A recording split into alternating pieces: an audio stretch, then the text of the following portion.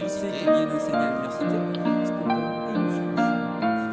Parce que tout de suite que ça nous a aidé, puisque le métier de formation l'a bien conservé. Bonjour Cédric Villani. Bonjour.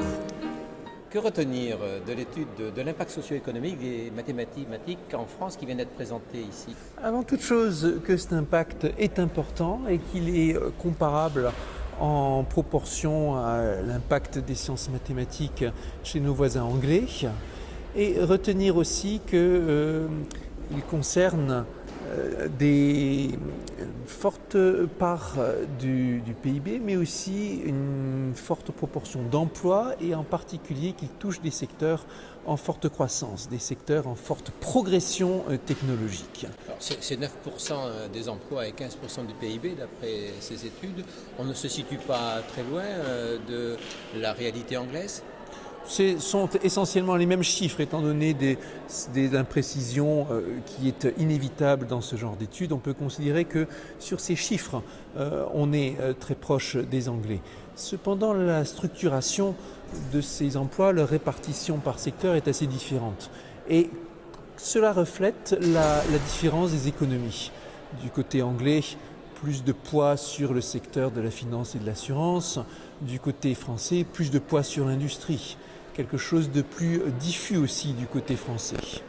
On note pourtant que l'impact des mathématiques ne passe pas assez dans la société et surtout dans les entreprises. Quelle explication vous en donnez? Certains facteurs culturels peuvent agir comme des freins à très long terme. Et l'un des buts de cette étude est effectivement de sensibiliser aussi bien les étudiants en mathématiques que les chefs d'entreprise sur l'intérêt mutuel qu'il y a dans ces relations. Dans la société, l'image est un peu ambiguë. Les mathématiques, c'est difficile. Les mathématiques, ça permet la sélection. Est-ce que c'est une bonne image selon vous? L'image que la société peut avoir de la discipline mathématique est ambiguë. C'est une discipline qui concentre toutes les craintes, toutes les angoisses, parfois toute la violence que l'on peut avoir à l'égard d'un système. Tout à fait, oui. Et en même temps, on voit de plus en plus avec des études comme celle-ci que c'est un enjeu. Et c'est aussi un enjeu positif maintenant en particulier. Comme l'a rappelé l'un des responsables du MEDEF aujourd'hui, on peut penser à la mathématique comme un instrument de sélection, mais maintenant il faut bien plus y penser comme à quelque chose de capacitif, quelque chose qui donne des moyens aux jeunes de trouver des emplois, d'acquérir des compétences qui leur permettront de faire la différence et de faire des carrières de haut niveau. Alors, on insiste en disant que les mathématiques sont partout, et particulièrement dans l'innovation et la diversité. La mathématique, c'est quelque chose d'extrêmement multiforme. La mathématique, par définition, c'est la science qui cherche à s'appliquer à toutes les situations. Et c'est une discipline dont les champs d'application sont plus variés que n'importe quelle autre. Mais c'est aussi une discipline qui va se mettre de mèche avec l'innovation parce qu'en mathématiques, on peut imaginer des choses qui n'existent pas. On peut réaliser des éléments, des théories qui sont uniquement abstraites.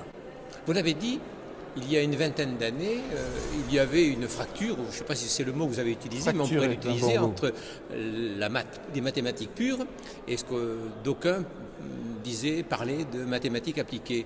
Et vous dites que cette fracture s'est réduite.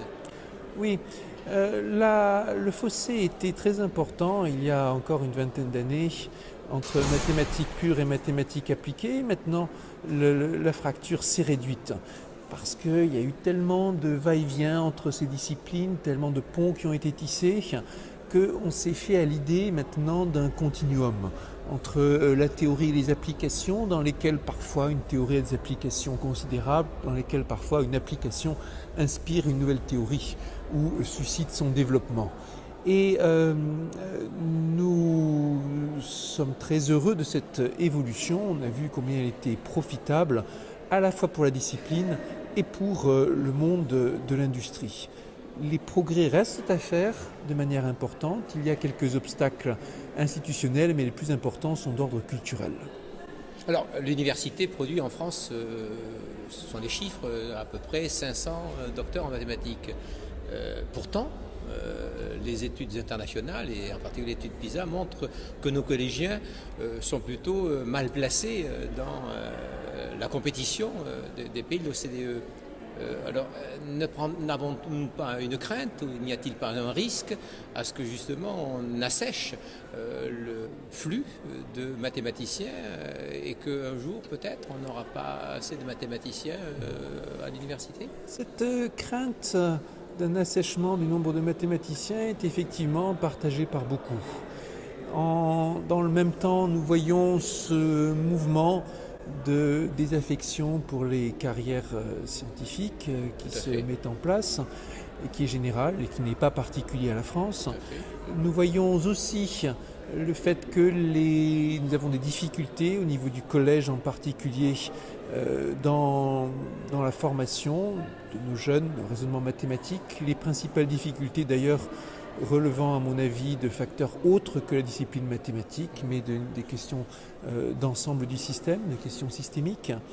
Et on ne peut que voir cela avec une certaine inquiétude. Dans le même temps, nous avons des facteurs positifs. Les éléments qui ont été dévoilés dans cette étude en sont un. Et je pense que de plus en plus, il va y avoir un mouvement qui va contrebalancer ces questions de désaffection. Il y a une attitude active en ce moment de la communauté mathématique pour faire la promotion, dans le bon sens du terme, de sa discipline. Et l'institution scolaire participe-t-elle vraiment de cette démarche? L'institution scolaire participe, mais avec retard. On sait que c'est une gigantesque machine, l'éducation nationale, dans laquelle tout prend du temps. Il n'empêche, quand je vois les si nombreux témoignages que je reçois d'enseignants ou d'élèves, d'invitations à donner des exposés dans des établissements partout, je vois qu'il y a un réel appétit d'en savoir plus et d'aller au-delà au niveau de la motivation. Donc les mathématiques ont un avenir en France? Je suis prêt à le parier. C'est un peu un pari optimiste, mais je veux bien prendre le pari. Vous êtes bien aimable, merci. Je vous en prie.